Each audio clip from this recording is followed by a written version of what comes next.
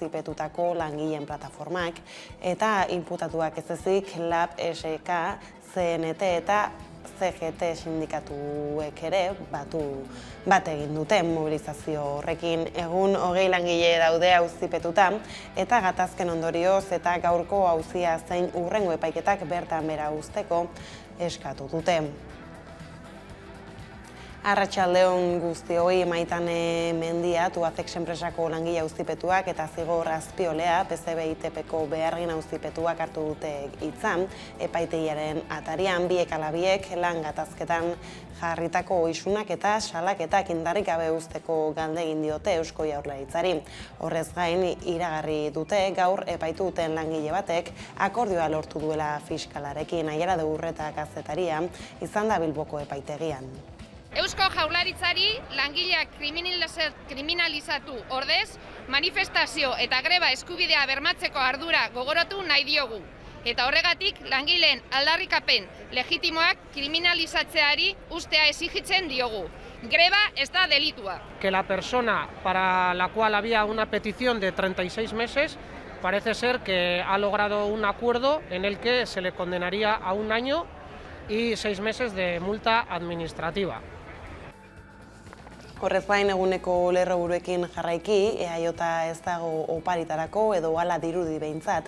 Espainiako gobernuari lan erreformaren aldeko bozak lortzeko epea amaitzen ari zaio, eta jeltzaleek ez dute asmorik beren eskaeretan beherapenik egiteko. Lan erreformaren bozketa egiteko atzerako kontua hasia da baina. Muga otsailaren 7 da, baina Madrilgo hedabideetan zabaldu denez, 3an bozkatuko da hurrengo asteko ostegunean hain zuzen ere. Bitartean Espainiako gobernua gehiengoa lortze bidean, EAJ eta RC limurtzen saiatzen ari da ordea. Euskal Herria Bilduk bat egin du Euskal Gehiengo sindikalak lan erreformaren aurka iganderako deituriko manifestazioekin. Hego Euskal Herriko 4 hiriburuetan egingo dituzte eguerdian. Koalizio abertzaleak esana du, erreforma proposamenaren aurka bozkatuko duela, egun idatzita dagoen bezala onartezina delako. Iaz aurreko lan erreformak indargabetzeko konpromisoa adostu zuen PSOE eta Unidas Podemosekin, baina Euskal Herria Bilduren ustez, Espainiako gobernuko kideek ez dute bete sinaturiko akordioan. Gurean, Mertxe Aizpurua, Euskal Herria Bilduko diputatuarekin konexioa egin dugu eguerdiko magazinean. Hitzarmen estatalizazioarekin bukatzea, hau da, autonomi mailan eta probintzi mailan eman daitezkeen hitzarmenak ere, horiek bere balorea izan dezatela eta gailendu dezatela, gainera gailendu ditezela estatuko mailan eman daitezkeen hitzarmenen arabera, hori basikoa da, baina baita ere beste gauza batzuk ere badaude. Uste dugu nahita nahi ez, beste gai bat ere hor dagoena da kanporatzearena. Kanporatzea gaur egun oso merke da, ezinezkoa da lehen baino askoz gutxiago erreforma orain dagoen, indarrean dagoen erreforma martxan sartu baino lehen zegoenera bueltatu behar gara gutxienez, eta beste hainbat gauza nahiko ez dakit zentzudunak direnak.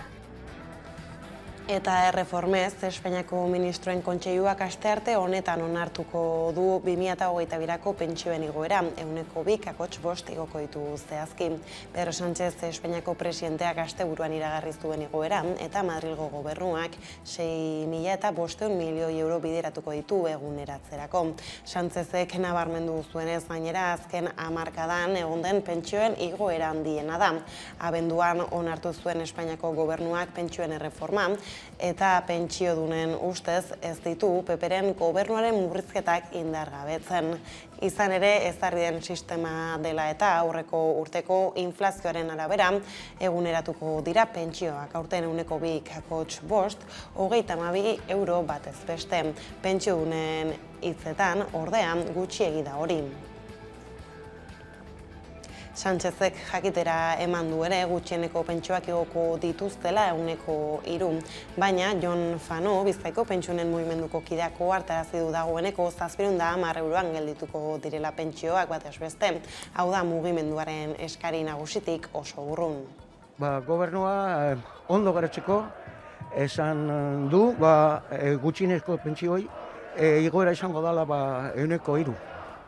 Baina zertan geratuko dira gutxienezko pentsioa? 710 eurotan.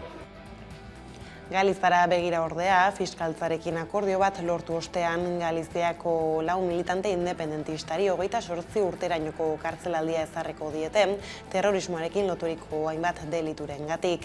Auzitegi nazionalean egin dute bart adostasun hori islatu duen epaiketa saioa eta horretan epaituek egotzi dizkieten akusazioak onartu dituzte. 5 minutu besterik ez du iraun prozesuak. Horietako 2 beteko dituzte espetxe aldirik luzenak Anton García Matosek eta Asunción Losada Kanbak 28 urte eta 3 hilabeteko kartzelaldietara zigertuko baitituzte. Beste 2 akusatuek ere aitortu dute Resistentzia Galegako kide izatea eta hortaz akordioaren ondorioz Miguel García Nogalesek 4 urte eta 6 hilabeteko kartzelaldia beteko du eta Joan Manuel Sánchez Rodríguezek berriz 3 urtekoa. 4 zigortuetatik Sánchez Rodríguez izan da saioan hitz egitea erabaki duen bakarra eta adierazi du terrorismo hitzak ez dituela definitzen 4 epaituak. Sí, só me gustaría manifestar que, aínda que recoñezo os feitos que se me imputan e aceito a sentencia do tribunal, considero que nin a min nin aos meus irmáns nos define o adxetivo de terroristas, porque a miña militancia nunca estivo orientada cara ao terror, sino todo o contrario, cara ao amor. Milito para sementar e para regar o amor a Galiza, que é un país que está en peligro de extinción. Ukrainako aferari helduta berriz bilera telematikoa egin dute bart Joe Biden Ameriketako Estatu Batuetako presidenteak eta Europako hainbat buruzagik. Estatu Batuek deituta Ukrainako krisiaz hitz egiteko. Batzarraren ostean egindako adierazpenetan Bidenek azpimarratu duenez, adostasuna erabatekoa da Estatu Batuarren eta Europarren artean. Hala diplomaziak porrot egiten badu Ukrainara begira erantzun koordinatua ematea adostu dute bi aldeek. Tentsioak gora egin azken asteetan inguru hartan, baina Moskuk berak berretsi du ez duela Ukraina inbaditzeko asmorik. Ameriketako Estatu Batuek NATOk eta Vladimir Putin presidentaren gobernuko kideek hasiak dituzten elkarrizketak krisia bideratzeko asmoz. Bilerek, baina ez dute emaitzarik eman orain arte. Ameriketako Estatu Batuek eta NATOk Errusiari egozten diote Ukrainako muga militarizatzea. Moskuk ukatu egin ditu bere kontrako salaketak, baina ohartarazi du ez duela onartuko NATOk armak eta tropak bere mugetaraino edatzea eta eskatu du aliantza 1997ko mugetara itzultzea eta ekialderago zabaltzari uko egitea. Nazioarteko erakundeak baina erantzun dio estatuaren erabakia dela aliantzan sartu edo ez eskatzea eta azken hitza erakundeko kideek dutela eta ez beste gobernu batek. Hala joan den larunbatean heldu ziren Kiebera Ameriketako Estatu Batuek bidalitako 90 tona arma. Lehendik ere sartu dira Errusiako indarrak Ukrainan. 2014an Errusiako armadak Krimeako penintxula hartu zuen eta handik gutxira erreferendum bat antolatu zuten, non herritarren 97%, Errusiaren zati izatearen alde bozkatu zuten. Mendebaldeak legez kanpokotzat jo zuen bozketa hura. 2015an sinatu zuten bi aldek suetena, baina borrokak ez dira erabateten. Gertutik jarraituko dugu afera tartean eguneko lerroburuekin bukatzeko kiroletan Euskal Herria ez da munduko surf erreserba izateko hautatua izan. Euskal Herriak aurten bederen ez du munduko surf erreserbarik izango. Urtarriaren hastapenetan bildurik urtero izendapen hori emateaz arduratzen den Save the Waves gobernuz kanpoko erakundeak ez du hautatu joan den azaroan Euskal Kostaldeko Surf Rider Foundation Europek proposatu hautagaitza. Azken honek Angelun Aturriko bokalean eta Hendaian Bidasoakoan erreserba bat sortzea proposatzen zuen. Nahigabeko erantzuna jaso badu ere, datorren urterako dosierra prestatzari ekin dio elkarteak. Eta lerroburuak horrela Gasteizaldean jarriko dugu arreta orain izan ere elkarte katoliko batek Gasteizko hainbat markesinatan jarritako kartelak erretiratzen hasi da. Gasteizko udala polemika piztu du toki publikoetan, bazterketa sustatzen duen propaganda agertu izanak, kameraren beste aldean da beraz Estilanao kazetaria zer gehiago dakigu. Bai, udalak araudiaren arabera espazio publikoetan jartzen den publizitatea ezin dela diskriminatzailea ez iraingarria izan adierazi du eta Emakundek egindako txostenean oinarritu da erabakia hartzeko. Txostenaren arabera, kanpaina horrek urratu egiten ditu emakumeen sexu eta ugalketa babesteko eskubidea, norberaren eta familiaren intimitaterako oinarrizko eskubidea eta emakumeen osotasun fisiko eta moralerako eskubidea. Propagandisten elkarte katoliko elkarteak sinatuta dago abortuaren kontrako kanpaina hau eta gutxienez hiriko 5 markesinatan agertu dira kartelak. Kliniketara abortatzera joaten diren emakumeak jasartzera animatzen du kanpaina honek. Eta horrez gain Gasteizko Batan hiribidean kokatuta dagoen CEU Birjendina ikastetxeak elkartearekin lotura estua duela jakin izan dugu. Izan ere elkarteak berak bultzatutako San Pablo CEU Unibertsitate Fundazioko 10 ikastetxeetako bat da. Polemika handia piztu du kanpainak. Izan ere kliniketara abortatzera joaten diren emakumeak jasartzera animatzen du. Emakundek adierazi duenez, ezin da koakziorik egin haurdunaldia eten nahi duten emakumeen gain, horrek abortatzeko eskubidearen urraketa suposatuko bailuke. Gasteizko Bataneko ibilbidean kokatutako CEU Birjendina ikastetxeak elkartearekin lotura estua du. Izan ere, elkarteak berak bultzatutako San Pablo CEU Unibertsitate Fundazioko 10 ikastetxetako bat da. Bestelakoan Arabako Foru Aldundiak, Talgok eta Petronorrek hitzarmen bat sinatu dute hidrogeno bateriek bultzatzeko tren bat abian jartzeko, ez da zein da asmoa. Hala da bai, zuk aipatu bezala, Arabako Foru Aldundiak, Petronorrek eta Talgok bat egin dute Araban hidrogeno berriztagarriaren ekonomia sustatzeko. 3 erakundeek Arabatik hidrogeno bateriek bultzatutako tren bat martxan jarri nahi dute, diesela saihesteko. Zentzu horretan, Arabako enpresei modu jasangarrian hasteko aukera emango die batetik eta bestetik lurraldearentzat trantsizio energetikoan aurrera egiteko aukera izango da. Petronorrek bere behar diren azpiegiturak garatuko ditu hidrogeno lehiakor berriztagarria hornitzeko eta Talgok bere aldetik hidrogeno trena garatzeko proiektua gauzatuko du Urribabellosan, Araban bertan dauden instalazioetan. Azken enpresa honen presidenteak ariarzi duenez, martxoan hasiko dira tren honen frogak eta hilabete gutxi barru prest izan nahi dituzte.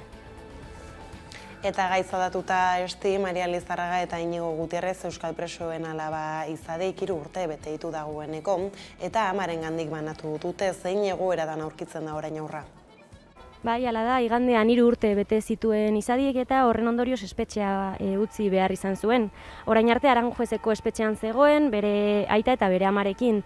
Bere aita Inigo Gutierrezek duela gutxi 3. gradua lortu izan du, baina bere amarengandik urrundu dute ama bera Zabaiako espetxera leku aldatuko dutelako egunotan. Horren eraginez, motxiladun umea bilakatu dute izadi eta izadi gurasoekin etxera plataformatik Eusko Jaurlaritzarik Maria bere alabarengandik bananduta ez egoteko beharrezko neurriak harditzan eskatu diote. Plataformatik ezen bestekoa ikusten dute izadirekin batera beste motxiladun umeen egoera ahalik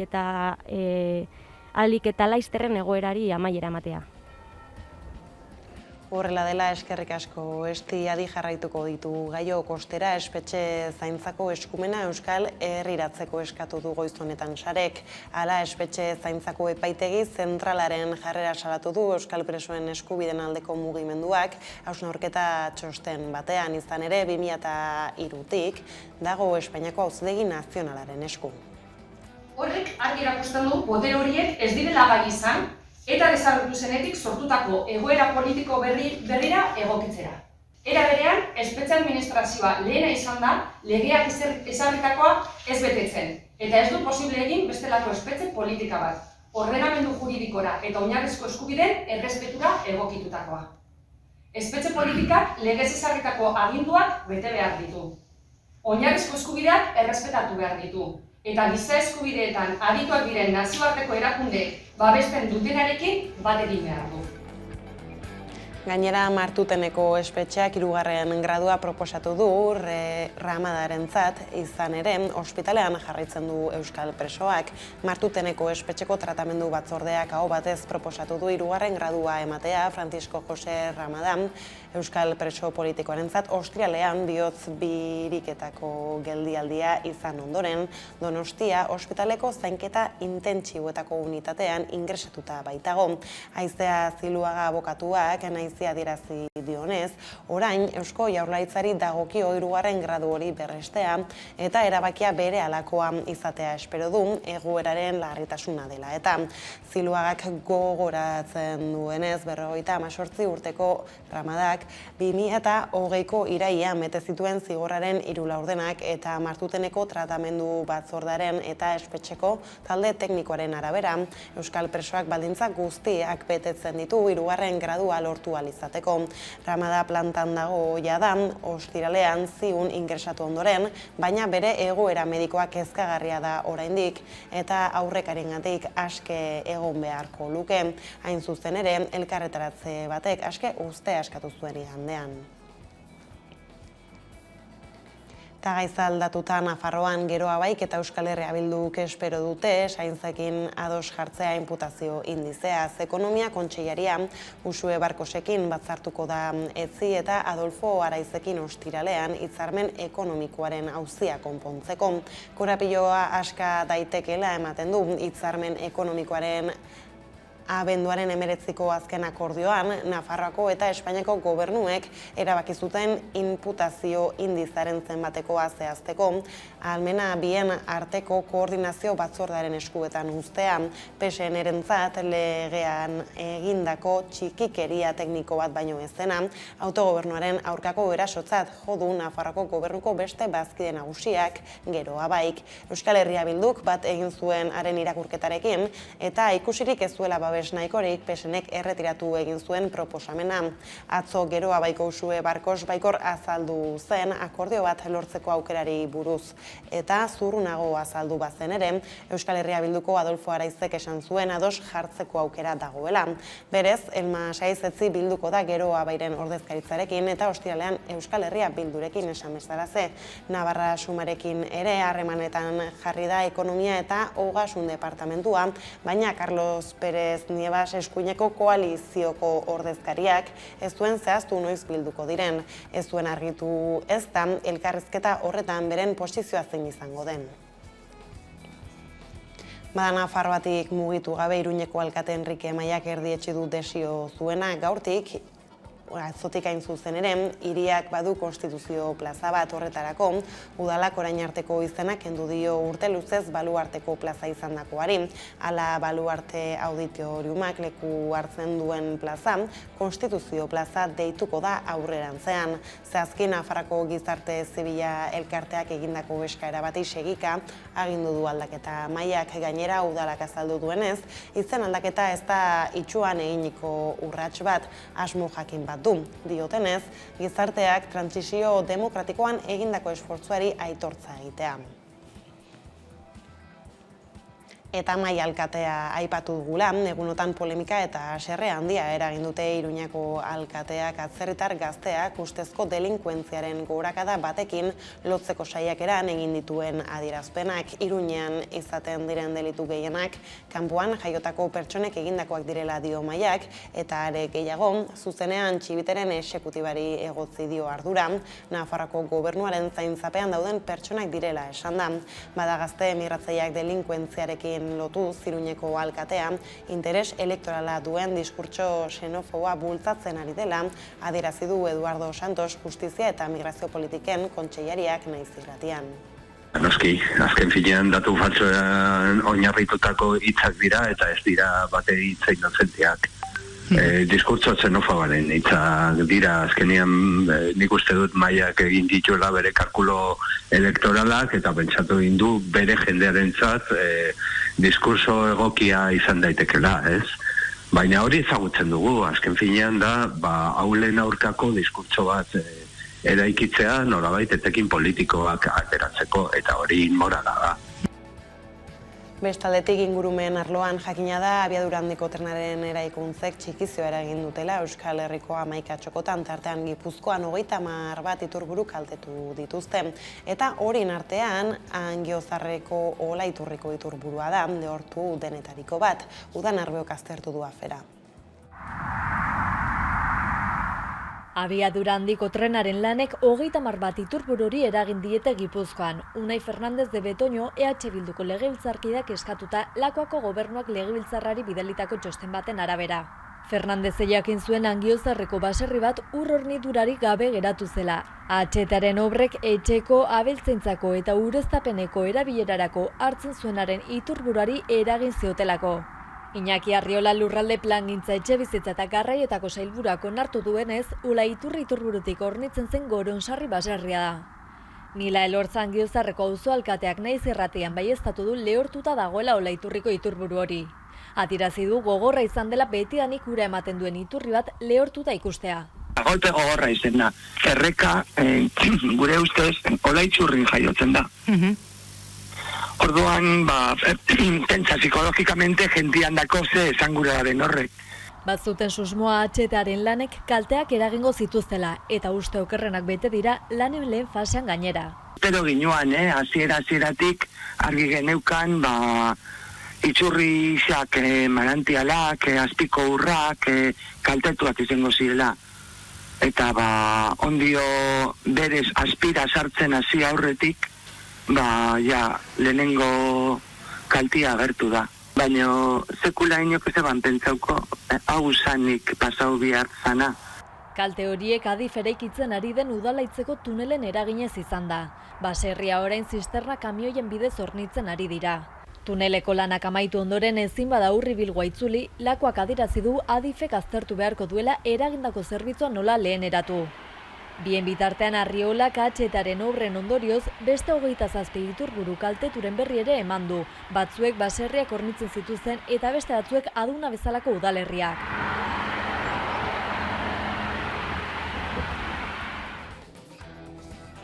Aldiz, klima larrialdiaren eraginez hainbat dira munduan marrenan aberitzen ari diren kalteak Antartikan esaterako izozmendiak urtzen ari dira.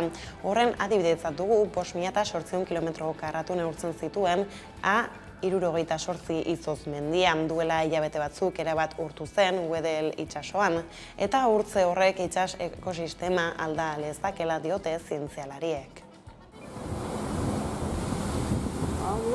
Araba eta Bizkaiaren tamainako izeberg erraldoi batek 150.000 milioi tona ur askatu du Hego Georgia irlati gertu. A68 izozmendia izenaz ezagutzen zen.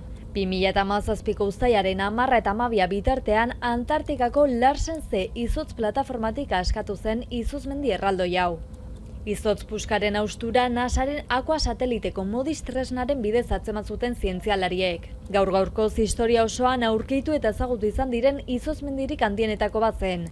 Izan ere zientzialarien ikerketen arabera izozmendiak kontinentetik askatu zenunean gutxi gora behera 5.800 kilometro karratu eta 1 milioi tona zituen. Remote Sensing of Environment aldizkariaren ikerketaren arabera inoiz detektatu den 6. handiena zen. Bada 68 izozmendia duela hilabete batzuk iritsi da erabat urtzera Hego Georgia uhartetik gertu. Bilakaera horretan 150.000 milioi tona ur geza baino gehiago askatu ditu, eta horrek itsas ekosistema alda lezake. Azterlanak azpimarratzen du fokak, hegaztiak eta baleak elikatzen diren itsasoan isuritako ur volumen horrek uraren eta planktonaren propietateetan eragina izan zezakeela. Zientzialarien arabera izotz polarra ondoren urtzen diren izebergetan galtzea prozesu naturala da, baina berotze globalak bizkortzen laguntzen duela adierazi dute. Hain justu A68 izozmendiaren hausturaren harira, Paul Johnston nazioarteko Greenpeaceko unitate zientifikoko zuzendariak 2017an salatu zuen atzean klima larrialdia zegoela. Bere esanetan Antartika urtzea aldaketa klimatikoak dakartzan arriskuen adierazle larriena da.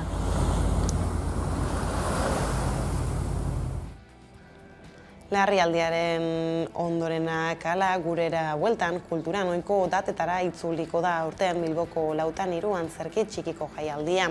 Otsailaren 3an abiatuko da eta 4 egunez formatu txikiko antzerkiaren erdigune bilakatuko du Bilboko Alde Zaharra. Iker Aginaga kazetaria izan da prentsaurrekoan.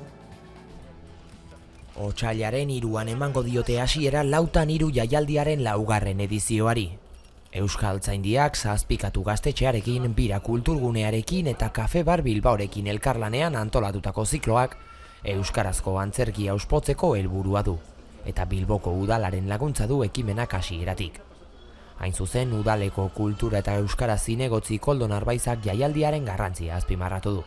Espazio honek otsailean zehar gure urriko kultura eta antzerkiaren eszena dinamizatuko ditu. Aldi berean, hasialdirako espazioak sortu ditu, azkenan euskaraz. Iazko atzeratzearen ondoren, ohiko datetan ospatuko da aurten berriz ere, otsailean zehar. 3an hasi eta ostegunero formatu txikiko hainbat antzezlan eta ikuskizun emango ditu programak Bilboko Alde Zaharrean kokatutako antolatzaileen espazioetan. Alegia, Euskaltzaindiaren egoitzan, Kafe Bar Bilbaon, Biran eta Zazpikatu gaztetxean. Aurten orotara 11 emanaldi eskainiko dituzte, otsailaren 3, 10, 17 eta 24an. Esan bezala, formatu txikiko lanak bultzatzen ditu jaialdiak. Beraz, iraupenari eta montaketari dagokionez, eta baita aurrekontuaren aldetik ere, produkzio txikiak izango dira ikusgai. Horrek aldiz, ez du emanaldien kalitatearekin zerikusirik Lutxo Egiak azaldu duenez. Baina aldi berean ere handia. Antzerki hau ezinbestekoa dalako. Ezinbestekoa, nolabait, antzerki sistemaren oinarria dalako. Egun bakoitzeko ikuskizun guztiak ikusteko bonoak ditu salgai jaialdiak dagoeneko Biran eta Kafe Bar Bilbaon, 5 euroan. Eta saio bakarra ikusteko aukera ere izango da 3 euroko sarrerak jarriko baitituzte salgai emanaldien aurretik. Nabarmendu dute gainera osasun ziurtagiria eskatuko dietela ikuslei ezinbestean, eta aforoak Eusko Jaurlaritzak agintzen duen mugan ezarriko dituztela.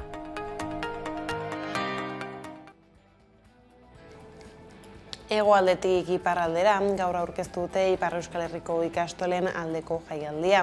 Itzulera da 2022ko herri urratserako hautatu duten leloa 2023ko ikasturte hasieran, Senperen irekitzeko duten 5. eskola eraikitzen laguntzeko izango dira etekinak.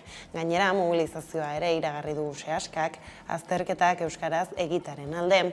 Gaur goizean aurkeztu dute 2022ko herri urrats, Kamon eta ohiko formatura itzultzeko esperantza dutela, adierazi dute antolatzaileek. Hala itzulera izango da 39. herri urratsen leloa eta aurten Seaskako ikasleak omenduko dituzte. Esan dutenez, pandemia garaian ikasturte gogorrak bizi izan ondoan, haiek baitira ikastolen festaren protagonistak. Leloa eta logoa ere ikasle batek proposatutakoak izan dira. Lehiaketa egin zuten Seaskako ikasleen artean eta 235 proposamen eskuratu zituzten. Eta alaxe iritsi gara albistegiaren bukaerara, iazko arrakasta ikusirik aurten mundu berri bat guztiontzat bildumaren 2. zatia ateratzea erabaki du Bizipoz elkarteak, 12 kanta eta 12 bideoklipez osatua. Abestiek Bizipozaren parteiren hainbat elkarteren ekimenen berri emango dute musika, hizki zein irudien bitartez. Horrela bilduma berriaren aurrerapen txiki batekin agurtuko zaituztegu gaur, gozatuko duzuelakoan beraz, besterik ez gure aldetik hauek izan dira, eguerdiak gurean gaur utzi dituenak, guztiak eta gehiago, nahi duzuen aldiro, 11.eusatarian ondo izan eta bihar arte.